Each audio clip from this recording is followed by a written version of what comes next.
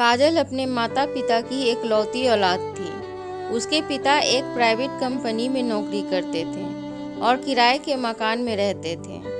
उसकी माँ घरेलू महिला थी। उसके पिता के पास कोई जायदाद नहीं थी। उनका बस एक ही सपना था कि उनकी बेटी पढ़ लिख कर बहुत बड़ी अफसर बने। काजल भी अपने पिता का सपना पूरा करना चाहती थी। उसका सपना पूरा नहीं हुआ। जो कुछ भी हुआ उसकी कल्पना उसने कभी नहीं की थी। स्कूल तक काजल ने खूब अच्छी तरह पढ़ाई की थी, मगर कॉलेज में जाते ही उसका मन पढ़ाई से हट गया। इसकी वजह यह थी कि कॉलेज में जाते ही विनोद से उसकी आंखें लड़ गईं। वह बड़ा ही हैंडसम और स्मार्ट लड़का था। मौका देखकर एक दिन विनोद ने काजल को आई लव यू कह दिया तो काजल भी अपने आप को रोक न सकी। उसने अपने दिल की बात कह दी, मैं भी तुम्हें प्यार करती हूँ। इसके बाद वे दोनों बराबर अकेले में मिलने जुलने लगे। 6 महीने बाद एक दिन विनोद काजल को अपने घर ले गया। विनोद ने काजल को बताया था कि शहर में वह अकेले किराए के मकान में रहता है। उसका परिवार गांव में रहता है। उसके पिता के पास धन दौलत की कोई कमी नहीं है। उसके पिता हर महीने उसे 25,000 रुपये भेजते हैं। काजल विनोद से बहुत ही प्रभावित थी। वह उस पर पूरा भरोसा भी करती थी। इसलिए यह जानते हुए भी कि वह अकेला रहता है, उसके घर चली गई थी। बंद कमरे में प्यार मोहब्बत की बातें करते करते अचानक विनोद ने काजल को अपनी बाहों में भर लिया। काजल ने विरोध किया तो विनोद ने उसे यह कहकर यकीन दिला दिया कि पढ़ाई पूरी होते ही वह उससे शादी कर लेगा। फिर काजल ने विनोद का कोई विरोध नहीं किया और अपने आप को उसके हवाले कर दिया। फिर तो यह सिलसिला चल निकला। विनोद का वादा झूठा था। इस बात का पता काजल को तब चला जब वह पेट से हो गई। काजल ने शादी करने के लिए विनोद से कहा तो वह अपने वादे से मुकर गया। उसे बच्चा गिरवा लेने की सलाह दी। काजल किसी भी हाल में बच्चा नहीं गिराना चाहती थी।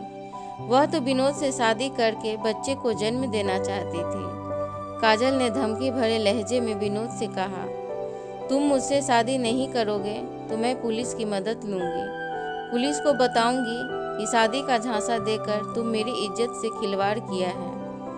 अगर तुम ऐसा करोगी तो मैं भी चुप नहीं रहूंगा। पुलिस को बताऊंगा कि तुम धंधे वाली लड़की हो, जिस्म बेचकर पैसा कमाना तुम्हारा पेशा है।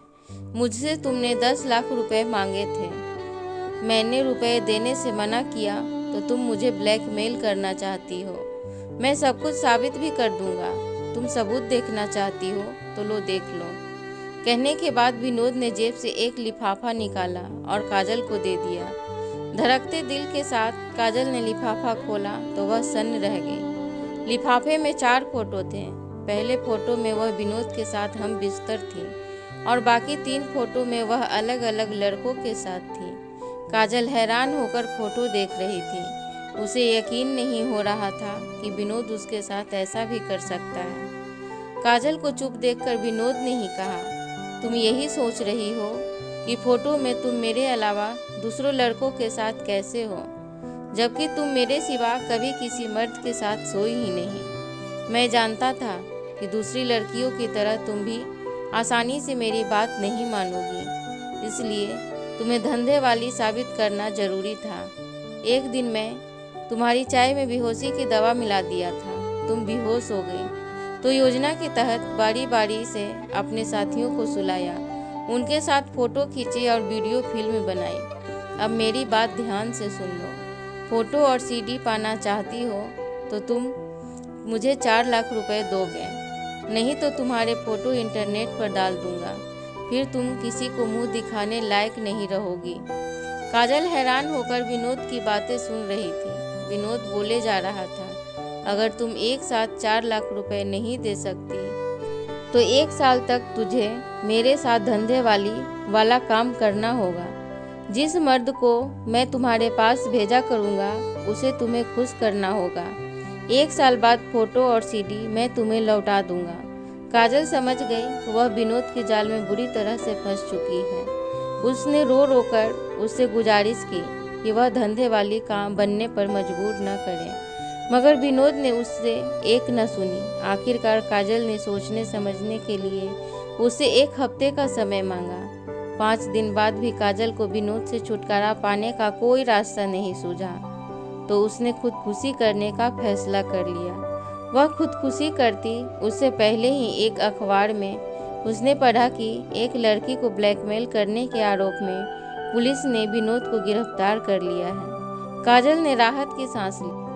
अब वह पढ़ाई छोड़कर जल्दी से शादी कर शहर से दूर चली जाना चाहती थी। इसके लिए एक दिन उसने माँ को बताया, अब मेरा मन पढ़ाई में नहीं लग रहा है।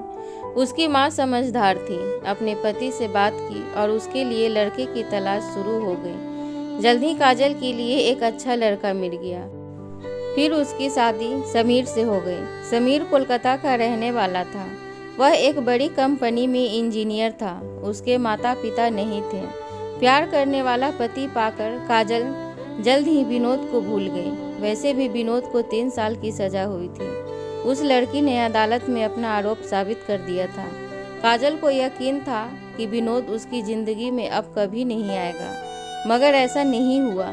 3 साल बाद एक दिन विनोद ने उसे फ़ोन किया और यह कहकर होटल में बुलाया कि अगर तुम नहीं आएगी तो उसके पति समीर को उसकी फ़ोटो और सीडी दे देगा। होटल के बंद कमरे में विनोद ने काजल के साथ कोई बदतमीजी तो नहीं की, लेकिन सीडी और फोटो लौटाने के लिए 3 साल पहले वाली शर्त उसे याद दिला दी। काजल रुपए देने में नाकाम थी। वह पति से रुपए मांगती भी तो क्या कहकर मांगती। काजल पति के साथ बेवफाई भी नहीं करना चाहती थी, इसलिए अंजाम की परवाह किए बिना उसने विनोद को अपना फैसला सुना दिया। ना तो मैं तुम्हें रुपए दूंगी और ना ही पति के साथ बेवफाई करूंगी। तुम्हें जो करना है कर लो। विनोद ने जल्दबाजी में कोई गलत कदम नहीं उठाना चाहता था, इसलिए उसने काजल को फिर से 2 दिन का सोचने का समय दिया। होटल से घर आकर काजल तब से यह लगातार सोचने लगी, अब उसे कौन सा रास्ता चुनना चाहिए। सब कुछ पति को बता देना चाहिए या विनोद की बात मानकर धंधे वाली बन जाना चाहिए। आखिर में काजल ने पति को सच्चाई बता देने का फैसला किया। समीर शाम 7 बजे घर आया तो वह अपने आप को रोक न सकी। वह समीर से जाकर लिपट गई और रोने लगी। समीर ने बड़ी मुश्किल से उसे चुप कराया और पूछा, क्या बात है? तुम जानती हो कि मैं तुम्हें कितना प्यार करता हूँ, इसलिए तुम्हें रोते हुए नहीं देख सकता। काजल ने समीर को विनोद के बारे में सब सच बता दिया। पति समीर से काजल ने कुछ नहीं छिपाया। समीर बहुत समझदार था। वह रिश्ते को तोड़ने में नहीं, जोड़ने में यकीन रखता था। किसी को उसकी गलती की सज़ा देने में नहीं, बल्कि माफ़ करने में, उसे सुधारने में यकीन करता था। समीर ने काजल को माफ़ कर दिया और उसे बाहों में भरकर कहा, जो हुआ उसे खुद दुखद सपना समझकर भूल जाओ। पुलिस में कई बड़े अफसरों से मेरी जान पहचान है। वे लोग विनोद का सही इंतजाम करेंगे। कोई जान भी नहीं पाएगा कि वह कहाँ चला गया। अब तुम किसी की बात की चिंता मत करो। काजल की आंखों से निकलती आंसुओं की गर्म बूंदों ने समीर के सीने को नम कर दिया। आशा करती हूँ आज की स्टोरी आप सभी को पसंद आई होगी, तो प्लीज़ चैनल को लाइक शेयर सब्सक्राइब जरूर करें। आप सभी का क्या राय है कमेंट बॉक्स